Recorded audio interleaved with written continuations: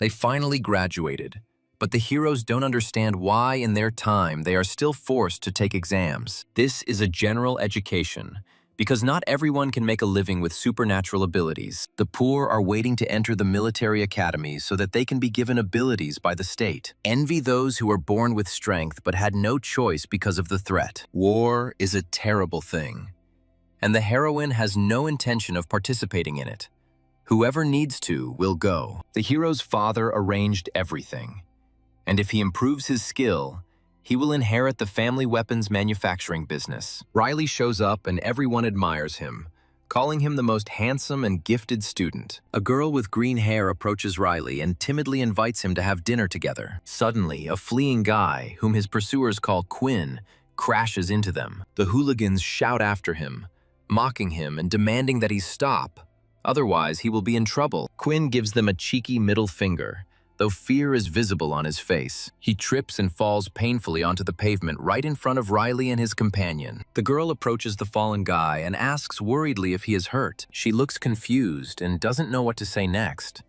Just says, "Oh." The bullies catch up with Quinn and start kicking him, continuing to taunt him. Riley and the girl watch in shock, not knowing what to do. Riley decides to intervene and creates a sphere of green energy in her hand. He releases a powerful energy blast towards the attackers. The hooligans are thrown back by the explosion and are confused as to what is happening. Riley coldly warns them not to cross them, and the bullies decide to leave. One of the guys tells Quinn that he's lucky and advises him not to show up again. Quinn silently picks up her broken glasses while passers-by discuss what happened. Someone calls him a loser with no abilities, and Quinn leaves, rejecting help. He thinks that in their world, the lack of superpowers is the original sin. The news reports the 5th anniversary of the peace treaty with the Darky race. Tomorrow he goes to the military academy, but he doubts that his life will change. At home, he takes out a strange book of abilities with a toothy cover from a drawer. He recalls how 6 years ago, 2 men in suits came to his house. Little Quinn opened the door for them,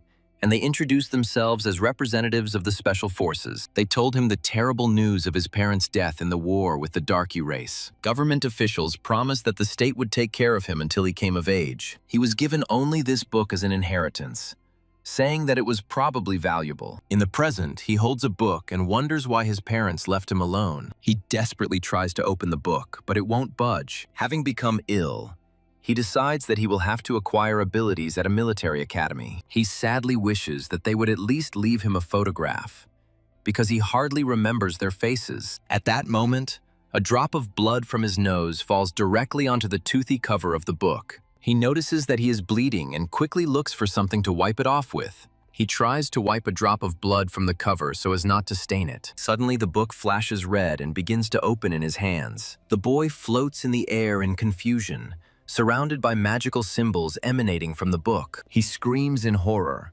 realizing that the mysterious book has opened itself in his hands. A bright beam of light bursts out from the book and hits him right in the forehead, causing him to scream in pain. Clutching his head, he screams that the blow landed right on her. The energy continues to pour into him, causing his body to float and scream in agony. His face contorts in unbearable pain until the flow of power stops. When it's all over, he falls to his knees, complaining of a severe headache. A system window appears before his eyes with a message about receiving something called blood. Unable to bear the shock, the guy loses consciousness and falls to the floor. A memory from his childhood comes to mind, where he asks other children to play with him. He walks hopefully towards the boys, thinking about how much he wants to join their game. The children cruelly drive him away, saying that they don't want to be friends with an orphan. He then recalls the terrible moment when he was informed of the death of his parents. An ominous shadow looms in his childish tears and reflection in the portrait. He comes to on the floor from a loud scream calling his name. Outside, someone is counting down the time, threatening to break down the door to his apartment. Opening the door, he sees Sergeant Griff, who angrily asks why he took so long to open it. The sergeant orders him to quickly get ready and get on the bus without making him waste time. As he panics while packing his things, he scolds himself for oversleeping and suddenly remembers the book. He remembers that he managed to open the book, but he cannot remember what happened next. The guy notices his broken glasses on the floor and is upset that he won't have time to buy new ones. Taking off his glasses, he rubs his eyes and notices something strange in his perception. To his amazement, he realizes that his vision has been completely restored. The sergeant urges him again, and Quinn shouts back that he's already on his way. Running out into the street, he apologizes to the sergeant and receives orders to find a free seat on the bus. He politely asks a red-haired guy named Riley if he can sit next to him, but he refuses. Looking around the cabin, he sees that all the other seats are also occupied, and he freezes in confusion. Riley looks at him aggressively and asks if he has any problems. Suddenly, a loud guy from the back seat calls him to sit next to him in the empty seat. He sits down next to her, and they introduce themselves by shaking hands. His new acquaintance's name is Warden. Suddenly, a system notification and a small blue demon appears next to him. Quinn realizes that Warden cannot see the demon and tries to hide his surprise. Warden asks what his ability is, but Quinn replies that he doesn't have one. When sunlight hits his hand, his stats drop sharply to 50%. He pulls his hand back in horror, not believing that he has suffered so much from a small amount of sun. Warden notices his ill health as the system begins to restore his strength. He attributes his condition to poor sleep, and Warden offers him a drink of water. Quinn thanks his new acquaintance and begins to drink water from the bottle. A sudden system task causes him to choke and spit water onto the passenger in front. The drenched passenger yells at him in rage, and Quinn tries to awkwardly apologize. A passenger yells at Quinn, who is shocked that even drinking water has become a task. Quinn studies the system tasks, surprised by their strangeness and not understanding what kind of creature is helping him. He reflects that others enhance their abilities through books,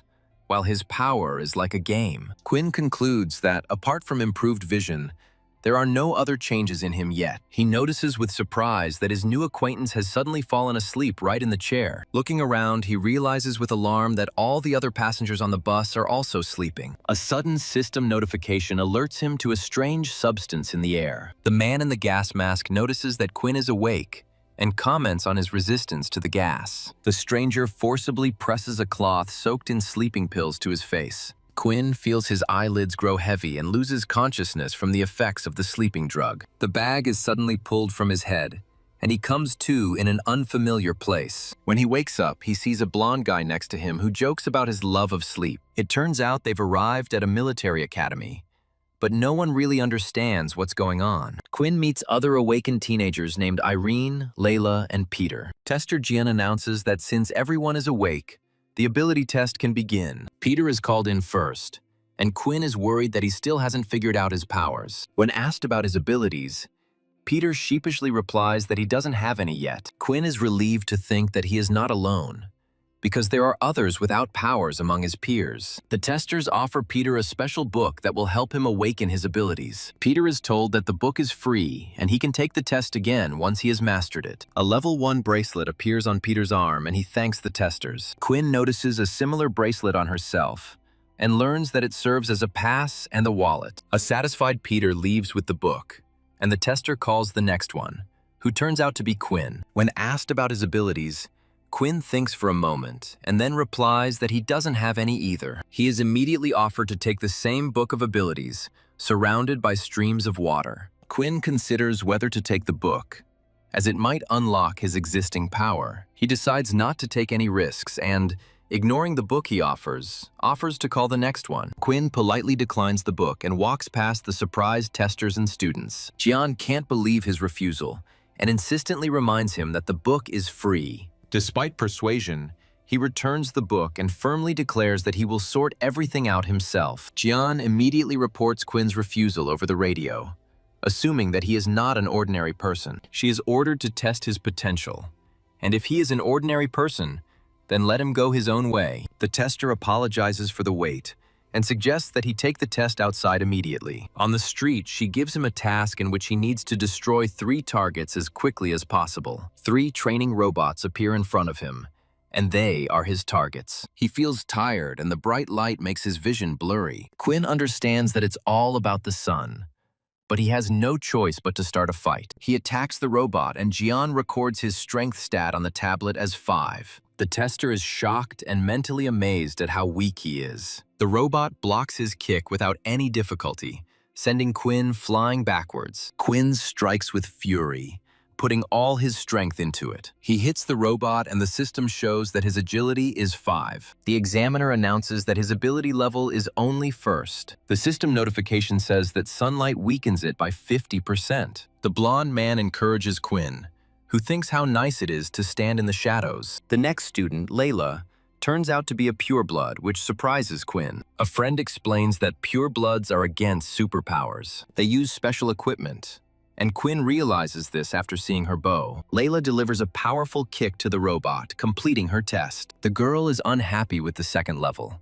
because at school she was rated as 3rd. The examiner advises not to get hung up on the result and calls Irene Haley. The blonde pats Irene on the shoulder in a friendly manner, glad that he is the last one. Irene coldly orders him to take his hands off, shocking the guy. She instantly freezes his palm, demonstrating her power. The girl sternly warns him not to touch her again while the guy is shivering from the cold. Quinn reproaches his friend for touching Irene without permission. The blonde guy laughs that he doesn't fight with girls, causing everyone to be confused. Irene easily destroys the test robots with ice shards. The examiner announces that Irene has achieved level 5 abilities. Everyone is shocked by such a high level, and Layla is angry and promises to catch up with her. Finally, a blonde man named Fen Warden is called, and he is glad to get his turn. Feng attacks the robot using the same ice power as Irene. The examiner announces with a smile that Feng has also reached level 5. Quinn asks in amazement if he can really copy abilities by touching them. Feng is surprised that Quinn figured out his strength so quickly. Quinn recalls that when he shook hands,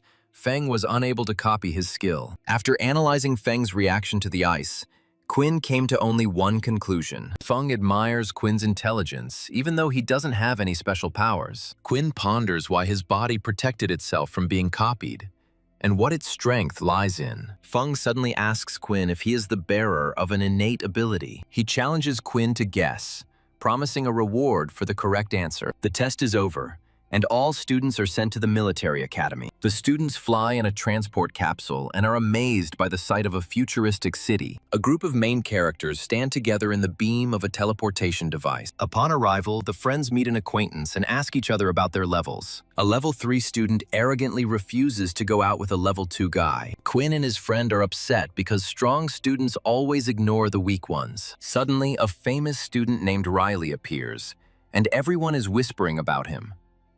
Popular students are immediately approached by other students to get to know them. Quinn and his friends stand aside as everyone surrounds the high-level students. Quinn's friend points out that everyone wants to be friends with the strong, and Quinn agrees. The teacher calls everyone to silence and announces the distribution of rooms by drawing lots. Quinn and Peter search for Warden, assuming he is surrounded due to his level 5 status. Peter draws number 23. And excitedly wonders who will be his neighbor. A stranger shows Quinn his number 12 and asks what his is. After seeing Quinn's number, the guy forcibly swaps balls with him, claiming that they are lucky. Peter tearfully apologizes to Quinn, thinking that he has become a burden to him. Quinn encourages his friends, saying that he is also level 1, and they will become stronger.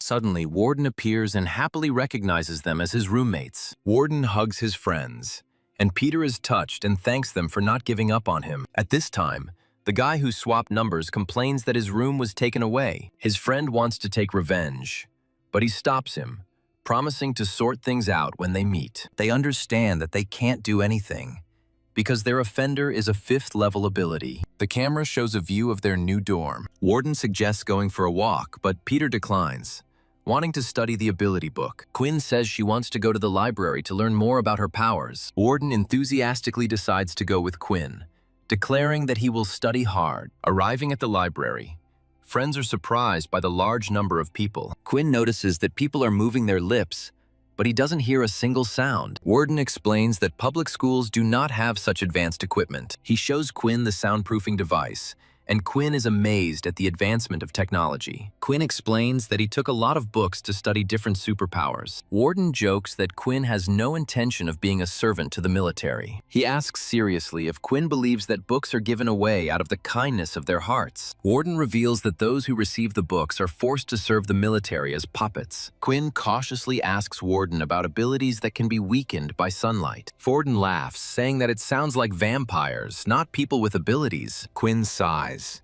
disappointed that he didn't find anything useful for himself. He decides to go up to the top floor of the library to continue his search. Quinn finds a shelf of fantasy and science fiction books. His attention is drawn to an interesting story about a dragon incarnated as a man. He considers it a fiction and decides to read a little more before dinner. Quinn overhears a conversation between students discussing the classification and abilities of vampires. He realizes that vampires are much stronger than him, and they share a common weakness to the sun. Suddenly, a system notification appears, giving him 10 experience points for his new knowledge. Quinn is shocked to realize that the system notification was real. Finding the book, The Truth About Vampires, he is horrified to realize that he has the power of a vampire. Left alone, Warden yawns and thinks that Quinn has already returned to the room. Warden leaves the empty library, wondering why Quinn didn't wake him. Quinn sits on the floor surrounded by books, panicking and thinking he's definitely gone crazy. Quinn realizes that what he read is true,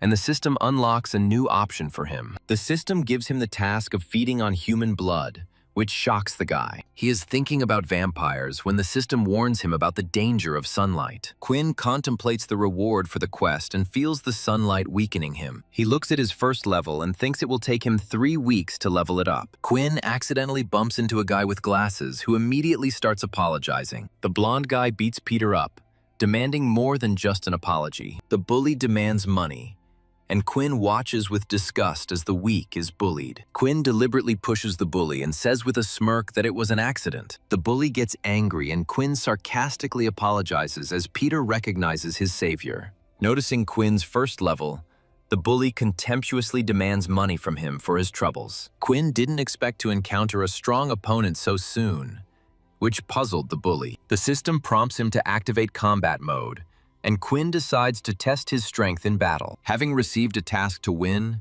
Quinn provokes the enemy, which frightens his friend. The bully transforms his hands into clawed paws and, screaming, rushes into the attack. Quinn dodges the blow and sends his attacker flying back with a powerful counterpunch. The enemy is surprised by Quinn's strength and assumes that he has hidden weaknesses. Quinn realizes he has a chance since the enemy's ability is suitable for close combat. He remembers that without sunlight, all of his parameters will increase to 10 points. Quinn is confident in his abilities and does not think that he will lose this fight. The enemy strikes with his claws and wounds Quinn's arm, from which blood begins to flow. The bully gloats, noting that Quinn lacks the agility to dodge. The bully stabs Quinn again, this time in the back, and calls him trash. Peter screams his friend's name in horror as he sees him getting injured. The system reports a loss of health, and Quinn notices that the sun is already setting. The enemy launches a final attack, and Quinn's health drops to 1 unit. Peter screams again as the enemy's fire attack is about to hit its target. Quinn's appearance changes.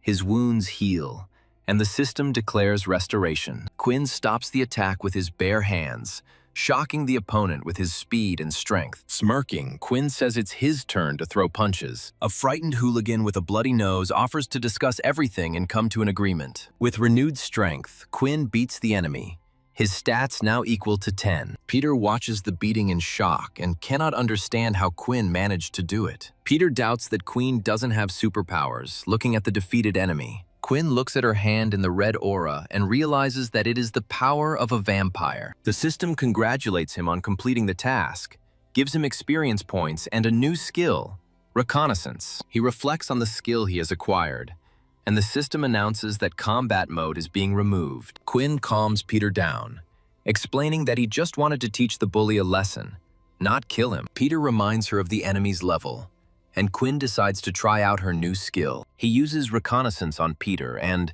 seeing his wounds, advises him to go to the medical center. Quinn notices that she can see blood type and thinks that this is a useful ability for a vampire. He thinks about the taste of different blood types, but then immediately stops himself, not understanding what he's even thinking about. Quinn calls himself sick for thinking like that.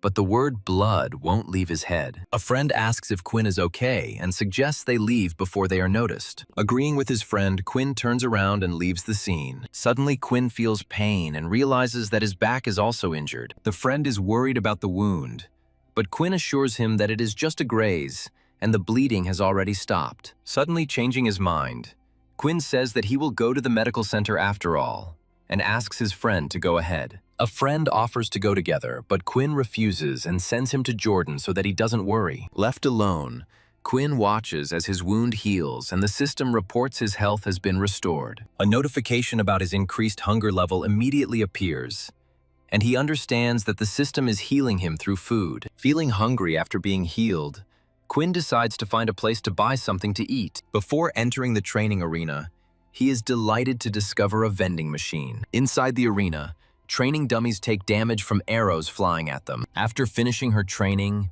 the archer girl breathes heavily and drinks water from a bottle. The girl notices Quinn approaching the arena and looks at him with curiosity. She wonders why a guy without abilities came while he eats and looks around. Quinn takes off his jacket and runs the test on normal difficulty, preparing for battle. The girl watches him from behind cover, thinking he wants to show what he's capable of. He lunges forward with determination and delivers a powerful blow to one of the training robots. The test result shows a strength of 10, and the girl is shocked because he is only level 1. Quinn continues the test, demonstrating that not only his strength but also his agility has increased. He destroys the targets and the system declares the test complete with a dexterity score of 10. The girl is amazed that he destroyed all the targets before his clothes touched the ground. She comes to the conclusion that this guy is deliberately hiding his real strength. The action moves to the student cafeteria, where the students are heading. 2 level 1 students find empty seats, but notice a level 3 student nearby.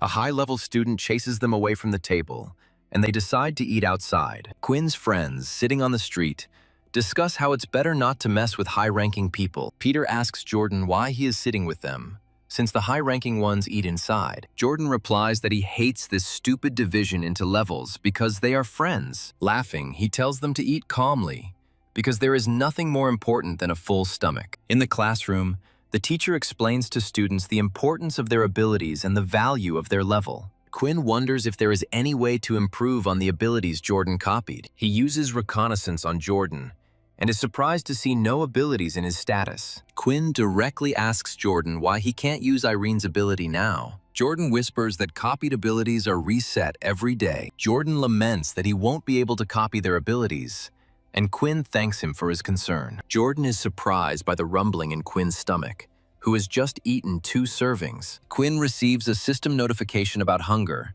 and realizes that this is becoming a real problem. The blonde goes to the toilet, having agreed with his friends to meet at the store. The protagonist hears bullies demanding 50 points from a student. The hero and his friend in glasses recognize yesterday's offenders, who came with reinforcements. Bullies mock their friends, calling them notorious first-level losers. The bespectacled friend worries that Quinn has brought people for revenge, but he denies it.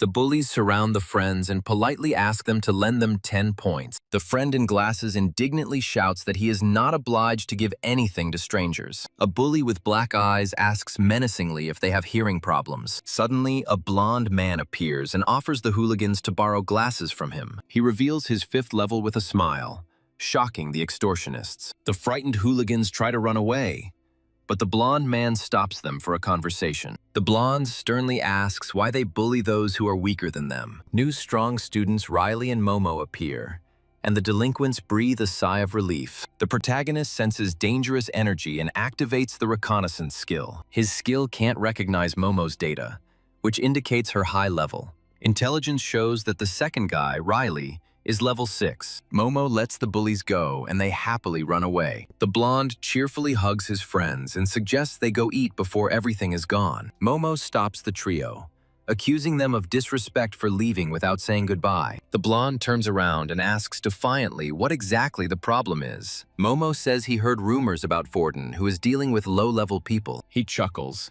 admitting that this is Warden's personal freedom. However, he warns that there are unspoken rules at the academy. Momo explains that in a world of the powerful, Trash cannot be considered useful to society. Because of good treatment, the weak begin to mistakenly dream of equality. With a crazy smile, he admits that he is waiting for the war to get rid of the garbage. The mention of war brings back memories of the death of his parents for Quinn.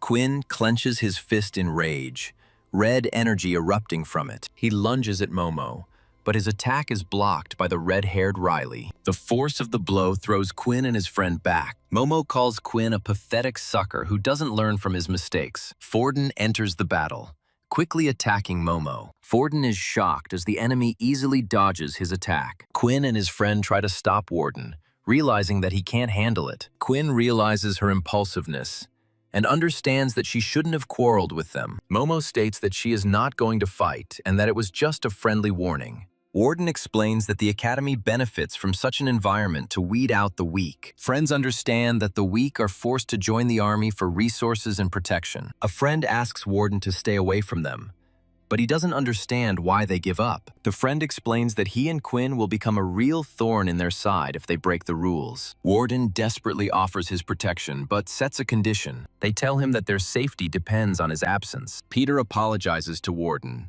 admitting that Quinn was right. Warden angrily shouts at them to live as they want and runs away. Peter thinks Warden is upset, but Quinn says it's even better this way. Alone, Warden hears a voice reproaching him for his uselessness. He furiously shouts back that no one knows his true desires. Warden decides to ignore others and believe in himself. He runs forward resolutely, promising not to give up. Suddenly, Quinn is attacked and falls to the ground. The red-haired guy takes all of Quinn's points, talking about the futility of resistance. The attacker humiliates the defeated, calling them weak and useless. Quinn is angry with himself, realizing that he is no different from his past self. The friends decide to buy fewer glasses from now on to prevent them from being stolen. Quinn suddenly receives a system notification about a new task. The mission requires him to fight Riley, but Quinn doubts his abilities. The system promises an additional reward for defeating a strong opponent. Quinn receives a warning about the negative effects of the sun on his condition.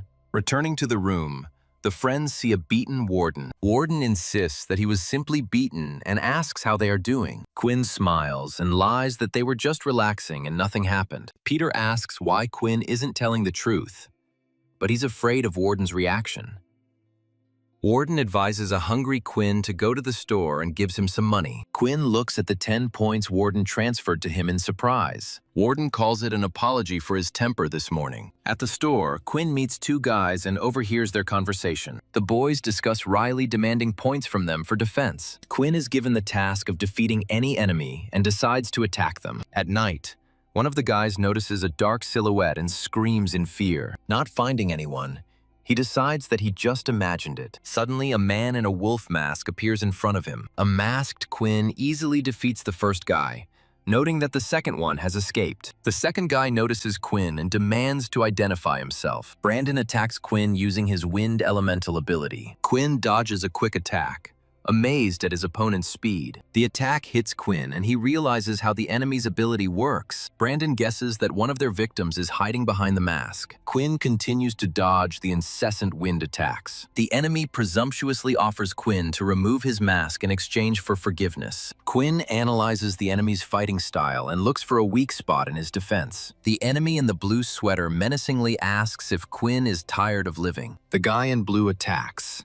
shouting the name of the Wind Blade Strikes move. Green blades hit Quinn, tearing his clothes and wounding his body. Despite his wounds, Quinn clenches his bloody fist, full of determination. Quinn catches the enemy attack with his hand, which ends up being pierced through. He sprays blood from the wound directly into the enemy's eyes, blinding him. Quinn, in a rage, promises to slash the face of the enemy who calls him a coward. With a powerful kick, Quinn sends his opponent flying. The system window informs you of the victory and the accrual of 50 experience points. Quinn is unhappy with the reward, but the system offers him to level up. The small blue spirit bites his neck and Quinn's eyes flash red. Quinn screams in pain, his body engulfed in red energy as his heart pounded. A girl nearby turns around at the noise, alarmed by the strange sounds. She stands confused on the empty night street, trying to understand what happened. The system congratulates him on evolving into a half-human and acquiring a new skill. He studies the description of the blood blade, but suddenly feels a strong hunger. The system warning states that bloodlust has increased and health is declining. An uncontrollable hunger makes him look at a defeated enemy as food. Losing his mind, Quinn whispers that he urgently needs blood. He bends over his opponent, preparing to bite him and taste his blood. The girl, hiding in the bushes, watches what is happening in horror. A romantic scene unfolds in her imagination, and she blushes with embarrassment. At the last moment, Quinn comes to her senses and moves away from the guy in horror. He panics when he realizes that his innate vampire instinct almost made him drink blood. Realizing that he could have killed a man, Quinn jumps up and decides to run away immediately. The girl is perplexed. She finds his behavior strange. Intrigued, she decides to follow the fleeing guy. Quinn's health continues to decline, and he realizes he will die without blood. The system warns again that hunger has reached its limit, and Quinn tries to bite himself. In desperation, he runs to the hospital and heads to the medical office. The girl who is following him sees him go inside and thinks he is wounded. Quinn searches in vain for blood bags, realizing that it's all over. His strength leaves him. He falls, no longer able to resist hunger. The girl runs into the office and manages to catch him at the last moment. She is concerned about his condition, noticing that his whole body is burning. Losing control, Quinn instinctively pounces on her, pulling her close. He forces her mouth open as she fearfully asks what he is doing. Quinn sinks his fangs into her neck, tasting the incredibly sweet taste of blood. The girl is in shock and pain, and Quinn looks at her in surprise. He recoils in horror as he realizes he has drunk her blood, and she falls unconscious. Quinn is horrified by what he has done, and the system reports that his hunger has been satisfied and his health has been restored. He tries to bring the girl to her senses and is relieved to realize that her life is not in danger. Having put the girl to bed, he decides to immediately run for a doctor. Quinn runs down the dorm hallway, desperately calling for a doctor's help. The girl slowly comes to her senses, waking up in an unfamiliar bed. Dr. Meili tells her with a smile that nothing serious has happened. It's just mild anemia. The doctor advises her to thank the guy who was so worried that he broke into the teacher's dormitory. The girl sheepishly denies that Quinn is her boyfriend and asks where he is. She remembers in horror that the guy bit her, and she begins to be tormented by vague guesses. Lying in bed, Quinn reflects on how the blood has satisfied his hunger and increased his stats. The system reports that for accepting human blood, he received experience, strength, and dexterity. He remembers the moment of the bite and thinks that he has never drunk anything like it. He wonders if all people's blood tastes good and is afraid that the girl will tell the teacher everything. He gets the idea to talk to her and ask her to be his donor, but he thinks it's nonsense. He decides to go to the hospital tomorrow to try to find blood there. The teacher announces the end of the lesson and announces combat practice for next week. The friends discuss the upcoming combat lesson, assuming it will be training without abilities. Quinn tells his friends that he doesn't feel well and heads to the medical room to look for blood. The friends say goodbye to Quinn, and the girl he bit silently watches him from the side. Quinn walks up the stairs, thinking that blood is usually kept in cool places. He decides to try his luck in the lab, but someone's hand suddenly falls on his shoulder. Startled, Quinn turns around sharply and asks who it is. The girl pins him against the wall and furiously demands an answer to what he did to her yesterday. She screams that he bit her in the medical room,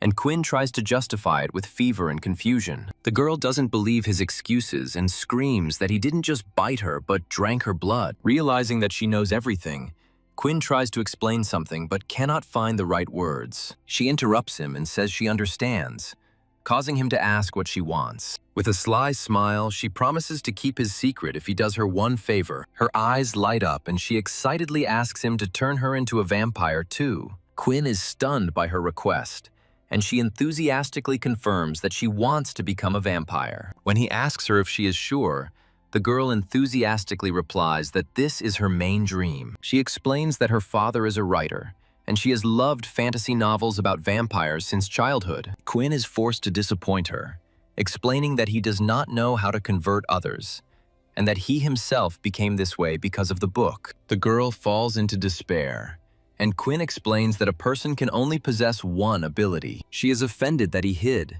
and he laughs awkwardly, saying that he himself knows little about his powers. She becomes hopeful and asks him with cat ears if he is sure he can't convert others. She offers to become his blood donor in exchange for a promise to turn her into a vampire at the first opportunity. He agrees to try, and the girl happily hugs him.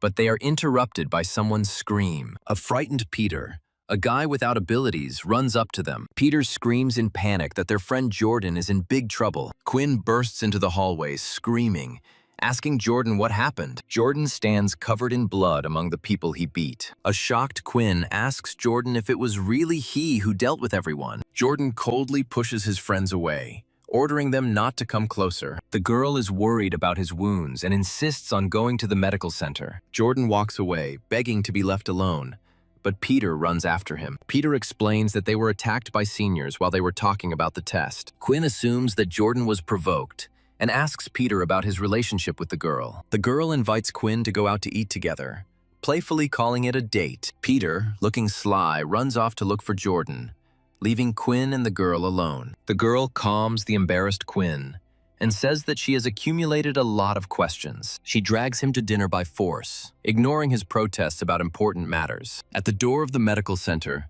the girl coquettishly asks him to be more gentle with her. The girl is shocked to see Quinn wearing a mask and holding medical instruments in his hands. He takes a blood sample from her, explaining that it is an emergency. He advises her to sell the skill book if she is short on money. Quinn shocks her by admitting that his own skill book has merged with his body. She reveals that his talentless vampire ability can evolve. The girl is delighted at the prospect of him becoming a real vampire. He samples her blood from a test tube to check if he has harmed her. To his surprise, the blood turns out to be sweet and pleasant to taste. He understands that drinking blood restores his health and can improve his stats. He regrets not drinking the blood of the hooligans and decides to try it on someone else. He thanks the girl, because now he has a new goal for development. He drags her to eat, joking that when she's hungry, her blood sugar rises. Jordan watches them jealously, vowing that he will not allow anyone to harm Quinn. He is angry, considering Quinn dangerous, and does not understand why the girl is next to him. He is convinced that without his protection,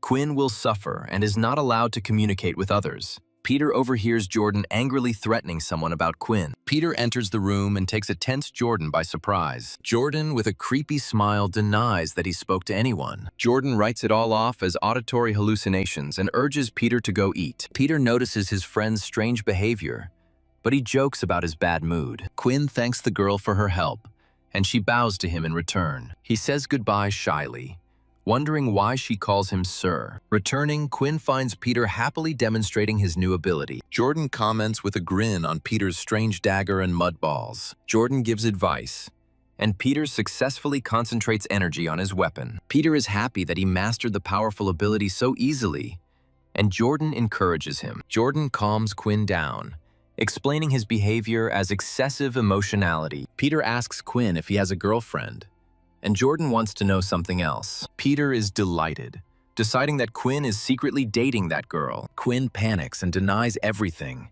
and Layla's image appears in his thoughts. He imagines Layla dressed as a maid, asking about their relationship. Quinn sheepishly explains that they are classmates, and he is teaching her how to use weapons. Jordan clarifies that there are 2 squads for training, with and without weapons. Peter explains that the unarmed squad focuses on physical training, while the other one focuses on technique. Jordan decides to join the squad without weapons, and Peter joins him. Quinn's friends worry about him, but he reassures them by hiding his ability.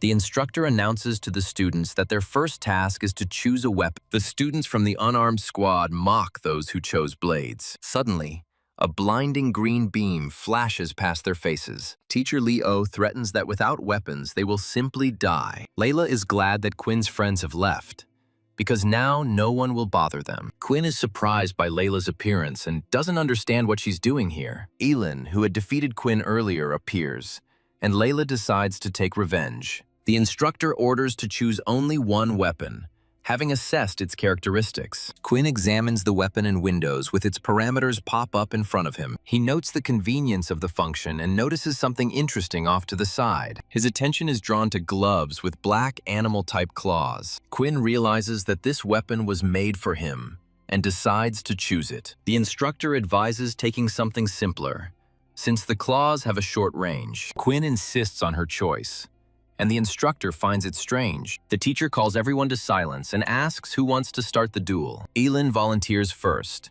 causing a huge reaction from the crowd of admiring guys. The instructor looks for her opponent, and many volunteers immediately raise their hands. The teacher selects a tall, muscular guy from the crowd for the duel. Irene Haley enters the arena and confidently declares that Elin cannot defeat him. Elin concentrates calmly, and her sword begins to glow with blue energy. Irene charges forward, raising her flaming axes above her head. The girl easily dodges his powerful blow. Her eyes light up with a frightening light when she is near him. Elin puts her sword to his throat, saying he talks too much. Quinn remarks on Irene's grace, and Layla declares that she could easily beat her. The instructor announces that now the bracelets themselves will select equal opponents. Quinn is given a level 1 opponent, which causes laughter among those around him. The other students continue to bully him, doubting his abilities. His rival is rushing him, and Quinn realizes that he is not respected at all. The crowd whispers that Quinn chose a funny weapon and that he is definitely finished. Quinn is excited about the opportunity to level up,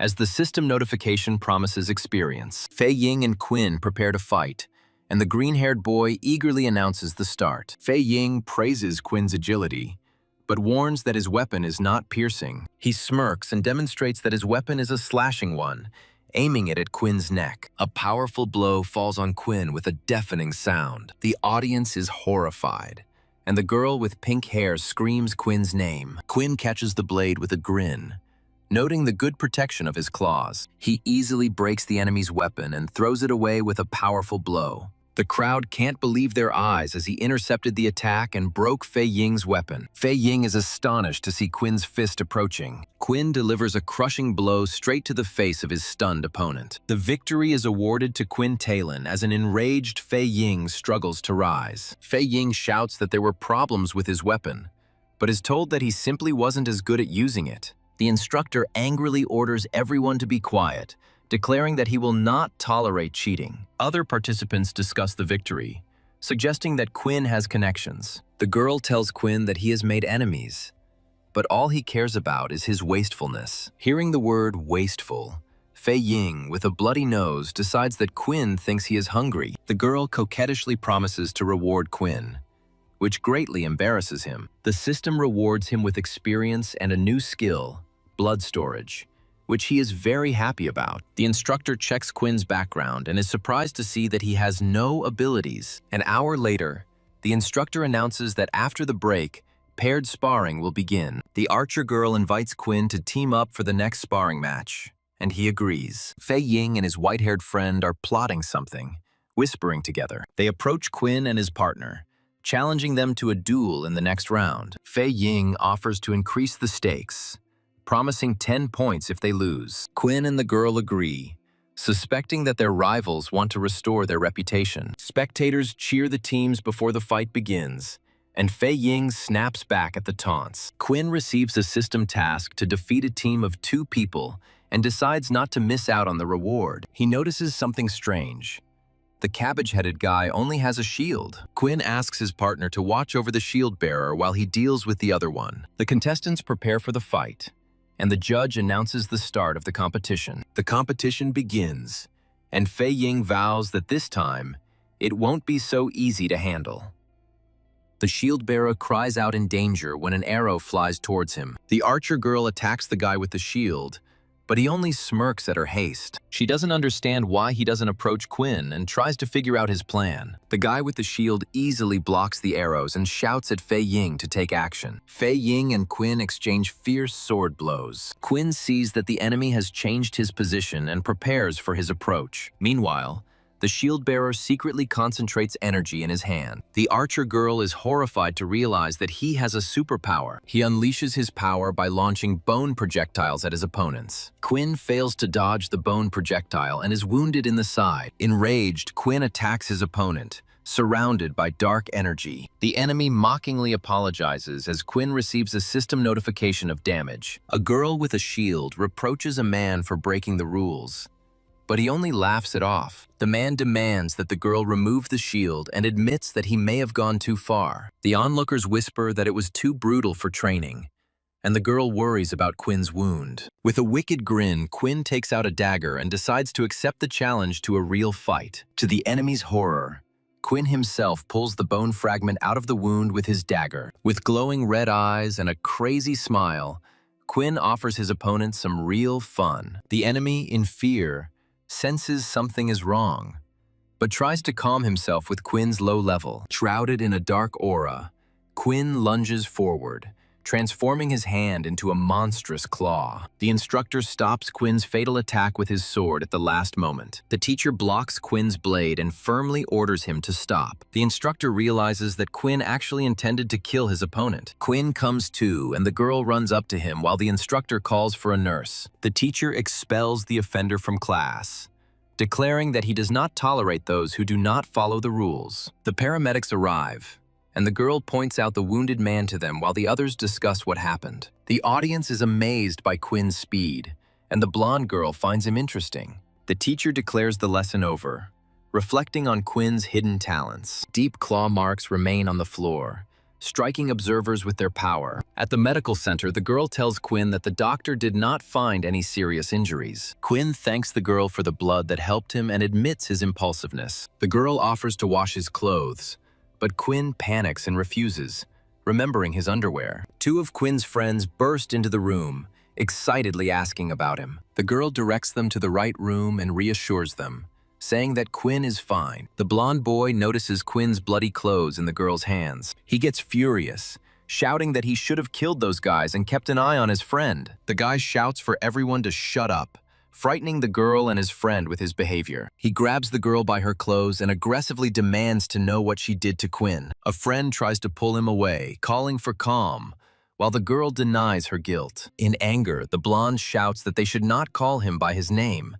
which shocks his friend. Choking in his grip, the girl creates a blade of purple energy in her hand. She stabs him in the leg with an energy blade to free herself. Once freed, she surrounds herself with a multitude of hovering blades and screams at him to take his hands off her. The girl warns that she will finish him off if he tries to get close to her again. The friend explains that she is Quinn's friend, but the blonde is adamant and wants to teach her a lesson. A dark silhouette appears behind him, asking him to let him talk to the girl. The guy suddenly calms down, apologizes for his haste, and explains his concern. The girl turns away in disbelief and declares that she will not tell him anything. She picks up some clothes and suggests that they find out everything themselves from Quinn in his room. The girl warns the bespectacled man to keep a closer eye on the guy, and he apologizes for his strange behavior. Glasses is worried about Warden's strange behavior, but he assures him that he is fine. Warden reflects on his conversation with the girl, but his inner being yearns for revenge. Warden talks to himself about the girl, startling his friend who calls him by his name. Warden smiles creepily and asks what's wrong, and his friend replies fearfully that everything is fine. Two guys are walking down the stairs, discussing their exile and the futility of fighting a weakling. The green-haired guy accuses his companion of disgracing them because of him. He grabs his partner by the clothes and threatens to remind him of the difference in their strength. The green-haired man decides to find the offender in the evening, so as not to be known as a weakling, and his friend agrees. In the hospital room, the friends visit Quinn, who reports that the teacher kicked the bullies out of class. Warden says he can't protect them forever, and Quinn notices he has an injury to his leg. Warden laughs and brushes it off, calling it a minor injury from training, and then leaves. Glasses whispers to Quinn that Warden has been acting strange lately and talking to himself. He says that Warden had an argument with Layla because she was worried about him, and she hit him in the leg.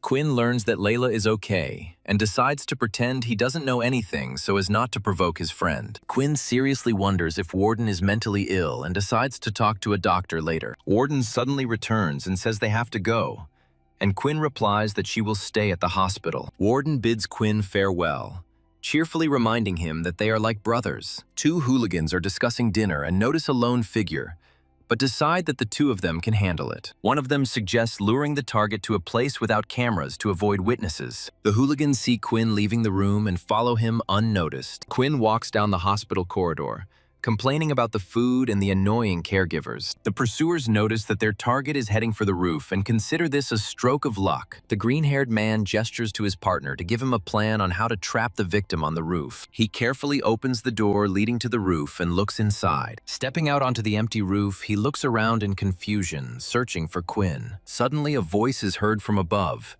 and the bully sees in horror a dark figure in a red aura. The camera zooms in on the creature's face, revealing its monstrous grin and glowing eyes. His partner on the stairs starts to get nervous, not understanding why there is no signal for so long. Rising, he sees in horror how the monster is devouring the body of his comrade. The guy yells at the monster to get away from his friend, and he turns around and turns out to be Quinn. A bloodied Quinn looks at him with a creepy, inhuman grin. The bully attacks in a rage, releasing a powerful bolt of blue energy at the monster. Quinn dodges the blow with incredible speed, shocking her attacker. The boy barely blocks Quinn's counterattack, armed with a blade of red energy. While fighting, he realizes that his opponent is strong and cruel, like a real monster. In response, he creates a protective field of many blue spikes, throwing Quinn back. Quinn lands in the distance, a bleeding wound visible on his arm. The guy is happy about his successful defense,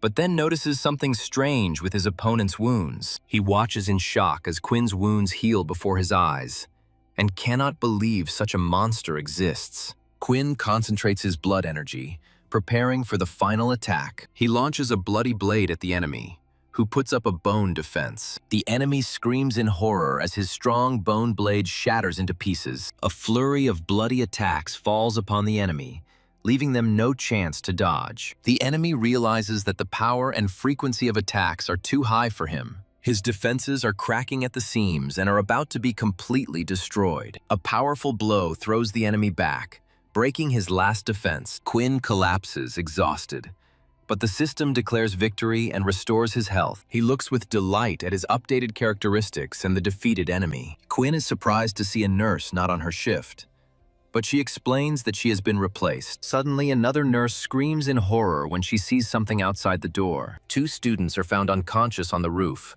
and Quinn decides to hide. He is pondering what to do when suddenly someone asks who he is hiding from. Frightened, he suddenly grabs the girl and covers her mouth, demanding an answer. Quinn recognizes Layla and lets her go, and she says she just saw him hiding. Medics and security arrive on the roof to inspect the scene. Quinn grabs Layla and, without warning, jumps with her from the roof of the building. As he falls, he asks why they are not flying, but Layla asks him to wait. Layla activates her ability and they fly into the air, much to Quinn's delight. They land awkwardly in the room, and Layla admits that carrying both of them is difficult. Quinn is confident that his opponents will not complain against him because they have no evidence. Layla asks what's wrong with Warden and calls him sick. She sternly warns Quinn that Warden is clearly having problems with his head. The next day, Quinn walks down the hallway, thinking about the problems that have arisen. Layla shares her suspicion that Warden's strange behavior is related to mental illness. Warden suddenly appears and politely apologizes for yesterday's incident. He says he acted dishonestly during training,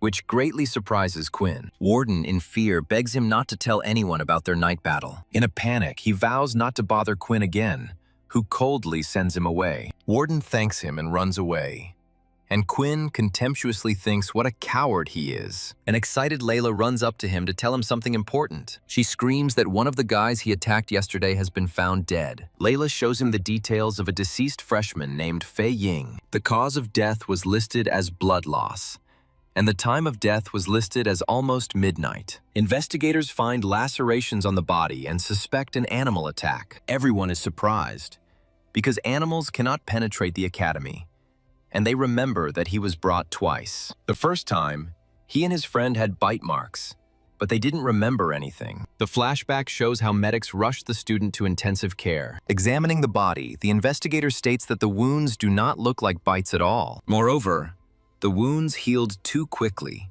and his friend had a strange mark on his neck. Investigators decide to question everyone involved in the case, as they have no leads. In the practice room, students are whispering about something, but they can't understand anything. The girl is angry at the gossips, but the guy advises her not to pay attention to them. The military approaches Quinn Talon to talk to him about something important. The soldier reassures Quinn, saying that it is just a routine survey. Quinn worries that someone may have told on him and agrees to go with the military. Quinn leaves, and the students whisper in horror that he might have committed murder. In the interrogation room, Quinn is assured that he has nothing to fear if he is innocent. The investigator reports the death of a student and says he wants to talk to Quinn about their argument. The hooded woman asks Quinn to place his hand on hers, and he agrees. Quinn is horrified to see a system notification about the activation of an ability that cannot be refused. Under the influence of her ability, the woman directly asks if he killed Fei Ying. The investigator announces that he is telling the truth and abruptly ends the interrogation. Quinn is confused as to how she managed to bypass his system's security. The boss tells Quinn that he is free and thanks him for his cooperation. As he leaves, Quinn realizes that the investigator's question did not concern his true abilities. The chief proposes closing the case due to lack of suspects and other leads. He believes that dwelling on this matter is harmful, but his superiors may reopen it. Quinn and his friend discuss the interrogation, and he wonders why he was let off so easily. He wonders who could have committed the murder since he only stunned the guy. A friend notices his neighbor Peter in the company of some suspicious guys. Quinn remembers that these people were pestering Peter, and his friend Warden is already on his way to them. Warden asks Peter if everything is okay, but he assures him that they are just walking. One of the guys puts his arm around a frightened Peter, who hesitantly confirms his words. Warden calls Peter to dinner, but one of the strangers rudely interrupts him. Peter asks Warden to ignore him and says he's fine. Warden watches Peter leave, and Quinn comes over to support him. Warden shares his concerns with Quinn that Peter is in trouble, but he remains silent. Warden doesn't like Peter's new friends, and Quinn suggests they talk about it tonight. Layla comes up and tells Warden that he himself should interact more with people. Warden tries to apologize to Layla, but she abruptly cuts him off and asks him to keep his distance. Quinn encourages Warden, reminding him that they are friends and that he can always rely on him. Quinn suggests to Warden that they wait until the evening and talk together when Peter returns. A friend asks when Quinn will reveal his secret to his friends, and he replies that eventually. Quinn waited for his friends all night, but they didn't come and didn't answer his calls. He decides to go to class in the hopes of finding them there. Otherwise, he will have to contact command. A sudden announcement gathers all first-year students in the assembly hall instead of classes. Quinn walks into the hall with her friend, continuing to worry about her missing friends. In the assembly hall, students are wondering whether there will be a speech or instructions from management. Quinn and his friend notice that there are no teachers in the hall, and only seniors are standing in front. A red-haired boy named Riley is spotted among the crowd of sophomores. A senior student comes onto the stage and announces the beginning of a special event. He speaks with pathos about the valuable traditions of their academy, which are still alive today. According to him, some newcomers have decided to challenge traditions, and he will show them. The students whisper in horror, not understanding what is happening and whether the teachers know. The scene shows a guy named Warden, beaten and tied to a pole. The senior grins maliciously as he stands over the fallen Warden. He promises to teach everyone a lesson and calls an assistant with a cart. The man takes a dark crystal from the cart, mentioning the war between the Earthlings and the people of Dara. He explains that it is a beast crystal that can be activated as a weapon. Quinn is perplexed as to why they were gathered and whether this guy is afraid of problems. One of the students stands up and demands an explanation as to who entrusted them with this training. Riley instantly knocks the daredevil out, declaring that talkers must be punished. The senior asks if there are any more questions, and the room falls silent. He explains how to activate the ball by putting your powers into it until it changes color. Once activated, the ball must be thrown at the target, he says with a mad grin. Students are horrified to realize what exactly the purpose of this assignment is. A senior student picks out a frightened girl and orders her to begin. The girl is so afraid she cannot move and refuses to follow the order. The organizer reminds that you only get one chance, and there will be no other options. Someone throws an activated ball but misses and hits another student. The boy screams the name of the wounded girl, Xiaolin,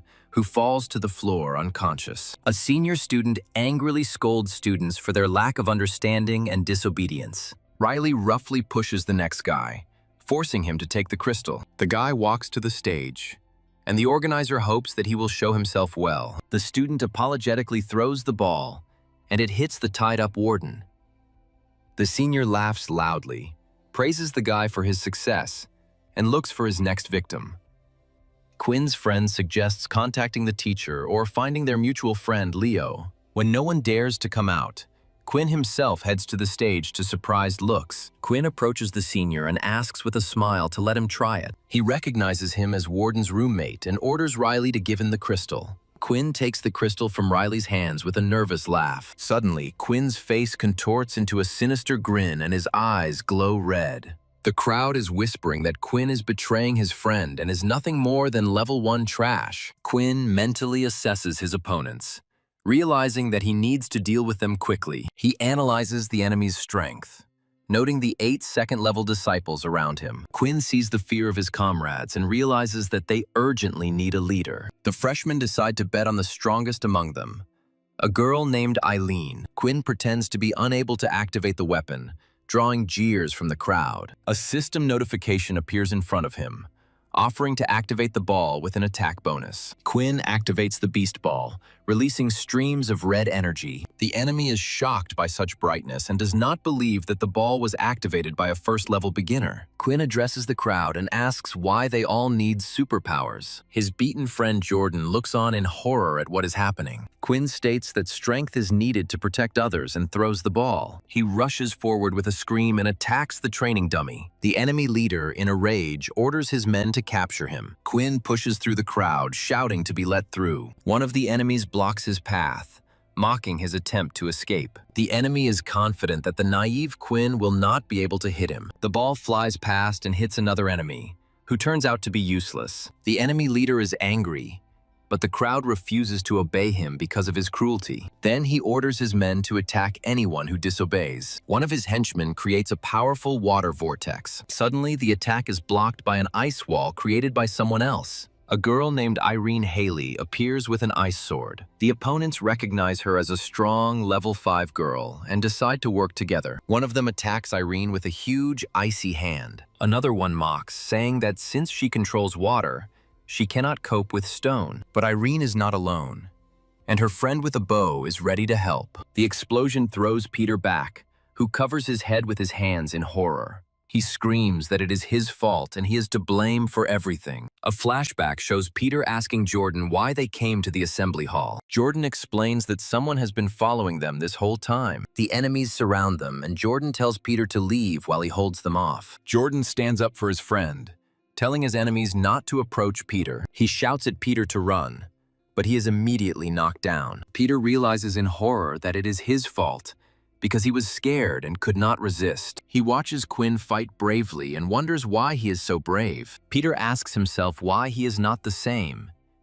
And is there nothing he can do? Quinn realizes that the 4th level's abilities exceed his own. He notes that the enemy is almost invulnerable in close combat thanks to the fortification. Even ranged attacks are ineffective and Quinn is wounded. He thinks about the difference in their strength and regrets that no one taught him his abilities. Suddenly, everything around freezes, and Quinn finds himself in a strange place with a clock. A system notification appears, prompting you to activate the combat course. A mysterious figure appears behind him, saying that time flows differently here. The figure welcomes him to the hand-to-hand combat course and tells him that he has become one of them. Quinn realizes it's a projection and asks if he means vampires. The vampire promises to teach him 2 skills, and Quinn decides that this is exactly what he needs. The vampire explains that the 2 skills, attack and defense, complement each other. The enemy is shocked at how Quinn dodged all the attacks and suspects that he was hiding his power. Quinn thinks Flash Step is almost invisible,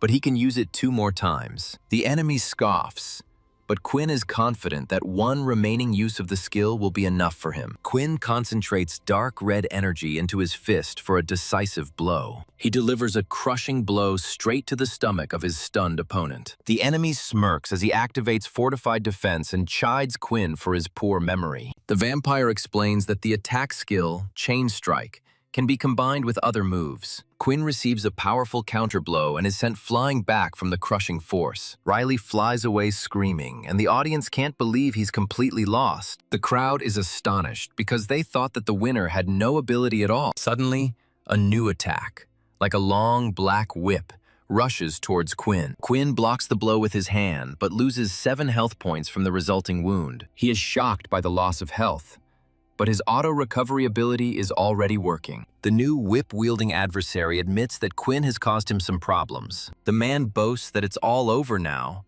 but Quinn only snaps back sarcastically. The whip explodes with fiery power, demonstrating its destructive power. Quinn is shocked by the power of the attack and uses Flash Step to avoid being hit again. In a jump, Quinn forms a blood blade from her blood to counterattack. The enemy is surprised that Quinn's attack missed him without even hitting him. Quinn is hit again and realizes that the enemy seems to predict all his actions. An exhausted Quinn breathes heavily, realizing that his strength and energy are almost depleted. Meanwhile, elsewhere, an archer fights off an icy attack from an unknown enemy. The attacker advances on her, mockingly asking why she doesn't use her arrows. The girl, in desperation, asks the blonde man standing next to her to touch her in order to free her. She begs him to touch something to save Quinn, and grabs his leg herself. Now the blonde is immobilized, and the girl calls him useless, and he screams back. The enemy ponders what he can do, and the girl thinks that the pervert is going crazy again. The blonde screams wildly,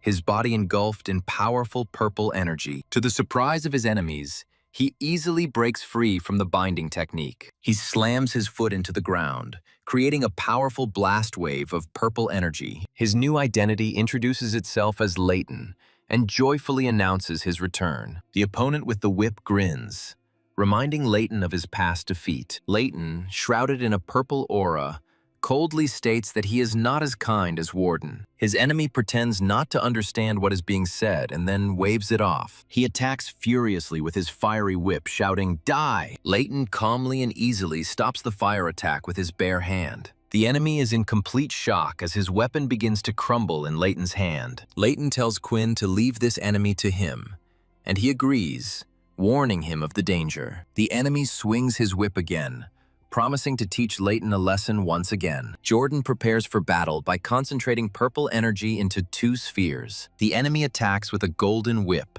but Jordan's energy spheres block the blow. Jordan mentally grabs the enemy's weapon, causing their attack to slam into the ground. Suddenly, another enemy attacks from behind Jordan, shouting at him. Jordan easily parries the blow and angrily orders the attacker to back off. The enemy with the whip taunts that Jordan will shoot beast crystals again. Jordan fires a barrage of huge purple crystals at his opponent. The long-haired enemy smirks confidently, knowing that this attack is useless. Jin Talon notices that the enemy dodged before the shot and guesses about his ability. Jin guesses that the enemy has the ability to foresee the future. Jordan smiles slyly and asks who said that he was going to attack like that. The enemy realizes in horror that Jordan has anticipated his evasion and is now surrounded. Jordan clenches his fist, activating the beast crystals he had released earlier. The enemy realizes that Jordan was aiming to the side and blocks the crystals with his whip. The enemy screams in surprise, feeling an icy attack behind him. The ice blade pierces the enemy through and through,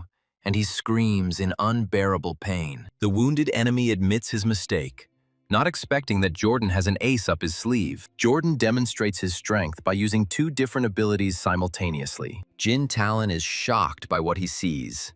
But then an idea occurs to him. He remembers that Jordan can actually use 2 abilities. Jordan laughs, stating that the battle is only getting more interesting now. The opponent says that he also has a trump card and is preparing a powerful attack. Jin notices the soul artifact and realizes that the enemy has undergone a reawakening. Layla explains that the second awakening allows one to form a unique weapon. She adds that the soul artifact requires a special talent to awaken. Jordan blocks a powerful whip attack with his ice shield. He tries to counterattack, but the power of the soul artifact pushes him back. Jin rushes to help Jordan, but Layla stops him due to the difference in strength. Jin sees that his blood supply is running low and fears that he will die of exhaustion. He asks Layla to help him replenish his blood, but she is embarrassed by the people around her. Jin tells her to step back, and together they retreat into the shadows. Meanwhile, the battle between Jordan and his enemy continues with explosions and sparks. The enemy's whip finally binds Jordan, rendering him immobile. The enemy gloats and asks where Jordan can move to now. While bound, Jordan summons his ice blade again. He cuts the bonds and jumps back from the powerful explosion caused by the enemy's attack. The enemy chuckles in displeasure, complaining about fighting a chained beast. Jordan breathes heavily, regretting the severe injuries he received earlier. Jordan says he is glad of the agreement reached, ignoring the enemy's question. With a determined look, Jordan announces that it is time to summon the baby. A female officer suddenly appears and loudly orders everyone to stop. She furiously threatens to open fire if her order is not carried out. The officer informs the instructor that an interrogation will take place soon, and he will answer for everything. She orders the wounded to be sent to the hospital and forbids anyone from leaving. The girl is worried about the guy's wounds and suggests running away before he can be examined at the hospital. Jordan understands that it was the guy who ran up to him who called the military. The student apologizes to Jordan, but Jordan asks him to stop whining. Peter, with tears in his eyes, insists that he only has a torn ligament. Jordan supports the frightened Peter and asks what happened. Peter assures that everything is fine, and together they go into the bright opening. The instructor is furious at Faye's interference and fears he might be expelled. His colleague calmly assures him that nothing terrible will happen. General Duke, the second year's leader, guarantees the instructor his protection. The instructor is still worried that his superiors will find out about the incident. The general angrily asks if he doubts him, and the instructor apologizes. Duke praises him for his intelligence and promises not to allow injustice to occur. The general demands that the instructor promise to keep their little secret. He orders his subordinate to do his job while he sorts things out with management. General Duke reflects on the fact that Faye reported on some freshmen. The instructor, with a determined look, assures that he knows how to act. A meeting begins in the academy office to discuss recent events. Faculty discuss a violent incident committed by second-year students. General Duke is asked to be the first to propose punishment for his charges. Duke angrily declares that he has no idea what the punishment should be. Other teachers note that freshman Jordan attacked first. The general believes that at the military academy, students should resolve issues with their fists. He approaches Nathan, the first-year supervisor, to get his opinion. Nathan claims the second-year student abused his position to bully him. The general reluctantly agrees and promises to take measures to prevent clashes. The meeting moves on to discuss another issue: the death of one of the first-year students. The general declares that he will not tolerate deaths at the academy for unknown reasons. He threateningly allows the discovered criminal to be dealt with on the spot. Security measures have been increased on the streets of the academy,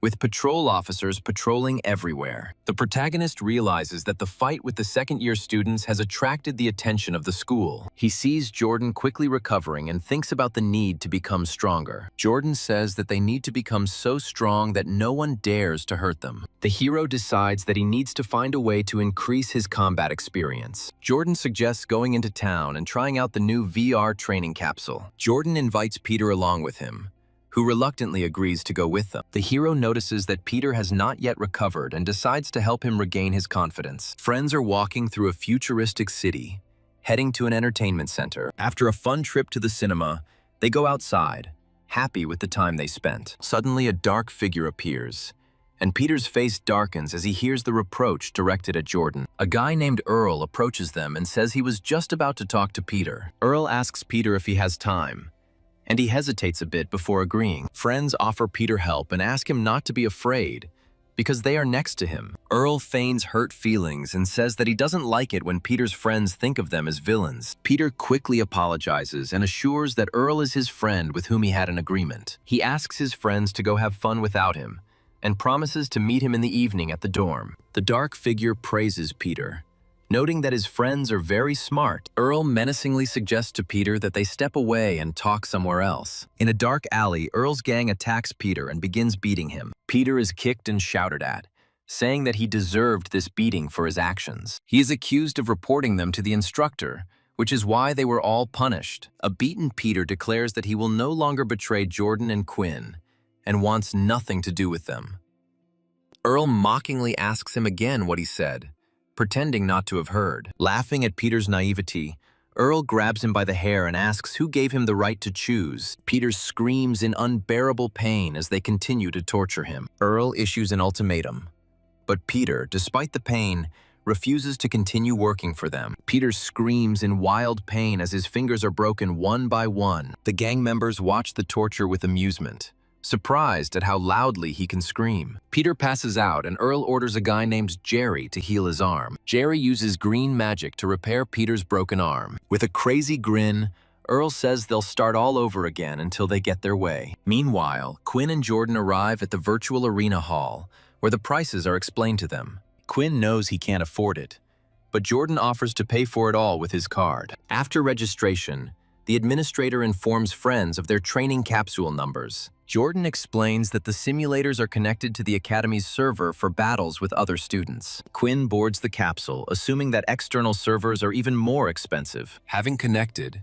he looks around the virtual space with interest. His avatar appears in the virtual world, and he looks around in surprise. Jordan appears in front of him in his game form and greets him. Quinn admires Jordan's cool look, which makes him look like a real ninja. Jordan says he bought Quinn some skins to change his appearance. As a joke, he dresses his friend in a ridiculous cactus costume, which provokes his anger. He then changes his skin to a stylish armor suit, which Quinn really likes. Quinn thanks his friend, who explains that hiding one's identity is very important. They are transported to a competition arena, and Quinn thinks it would be a great place to train. The selection of an opponent begins, but Quinn is worried about spending someone else's money. The scene returns to Peter, who Earl gives one last chance by grabbing his hair threateningly. Earl threatens Peter, ordering him to become an obedient dog or face punishment. Earl clenches his fist and Peter freezes in fear, terrified. Grabbing Peter by the hair, Earl asks if they have come to an agreement,